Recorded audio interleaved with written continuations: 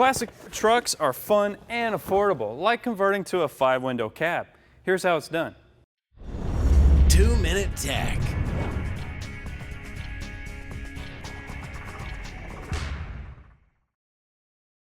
Well, this is the first time in a while that we've had our 49 Chevy Project Class 6 back in the shop. And this is the first time you guys get a chance to see the completed paint job. The paint job we're calling Faux. It's pretty cool, so take a closer look. Class 6 is our way of doing a project that's a lot of fun to drive, has a ton of character, and it won't break down on the side of the road, and it won't break the bank. Budget was the main agenda from word one, but we didn't compromise on quality or safety. We used reliable and affordable components to create the new stance, but the icing on the cake is the paint job that looks like it sat out in the sun for about 30 or 40 years. So that brings us to the point to where we've got a cool-looking paint job and a killer stance, and we are well on our way to having a cool-looking street rod that's built on a budget. However, there are some things that we'd still like to change. For instance, I've always sort of had a soft spot for the 5-window cabs. We got a great deal on this one because it's a less expensive and, in some circles, less popular 3-window cab. I like the 5 windows, but what do? Do you start hacking holes and hope? No, there's a plan, and thanks to Chevs of the 40s and Street Rod headquarters, we got the equipment to do it. So we picked up some brand new sheet metal from them to help get the 5-window conversion complete. Now, like we've shown you on projects in the past, you don't have to use the entire replacement panel that they send you, especially considering our 49 doesn't have any rust issues in the cab, well, at least on the roof anyway. So we're just going to cut out the sections we need and let the rest hit the recycling pile. Now, this top piece is the outer skin, and what's underneath it is obviously the inner. Now, both of these pieces are reproductions of the factory sheet metal, and you can see how it goes together.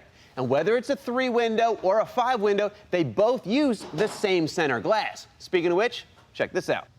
Now, replacing glass in a vehicle from the 40s or 50s, not so much of a big deal. Most of it's flat. Like this rear glass, you can cut it and trim it down from a larger piece if you have to. Pretty affordable. However, you get into the corner glasses and it's not so simple. You can't really trim this down from a larger piece. But Chevs of the 40s offers these DOT-approved laminated safety corner glasses that make this aspect of the 5-window conversion a piece of cake, especially since they offer weather seals and the bead for the perfect seal. So really and truly, this is an affordable way to get the truck cab that you want without having to buy a whole other truck. All you need is a little bit of sheet metal know-how.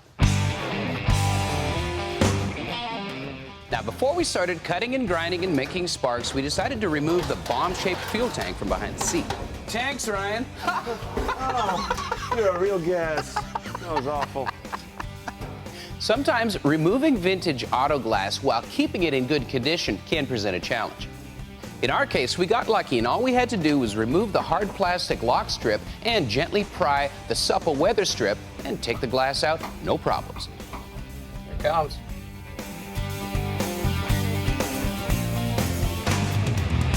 That's a beautiful thing. Okay, here's the plan. What we're going to do is do the outside of the panel first. And step one is eliminating or removing this strip rail so we have this edge to go by. That way we can get both sides exactly the same by measuring off of an existing corner. Now, I know you're thinking, hey, what are you doing hacking into a paint job that you just got finished? Well, we can blend this in using materials that we've got left over, even put primer spots around it and make it look even more authentic. Now, we don't have to spend another week's worth of time and $1,000 worth of material blending in and clear coating and buffing and all those kinds of things that you would with the high-end street rod paint job. And that is the beauty of Faux.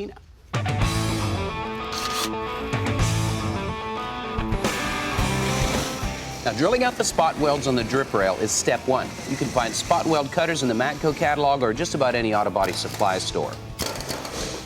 A panel separator knife minimizes the distortion of the panels you're trying to separate.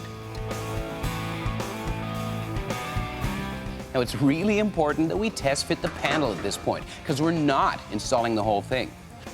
We're just using markers to trace out the outside dimensions so we don't cut too much of the original panel off. The outline of the panel is just a rough guide to give you a reference point where you can sneak up on your final fit. You want to leave enough metal on your patch and enough of the original metal to where you can refine your cut and gradually adjust it in to where you get a perfect fit. The larger diameter 4-inch cutoff wheel gives me a lot more accuracy and control when I'm cutting sheet metal. Now the sheet metal on this cab is unbelievably solid. So all we did was use a flap wheel to clean up the metal edges around it so you don't burn the paint and contaminate your welds. That, go under here. Now what Kevin's done is removed any overlap of the two panels, leaving a 16th-inch gap, perfect for a butt weld. The top of the cab corner is stamped for a flange with an overlap. So on the pinch weld for the rear glass and the top, we're going to use rosette welds. Using a 5/16 pneumatic punch and a drill bit helps us make the rosette welds. And doing this panel one side at a time lets us keep the cab square and straight while we make this conversion.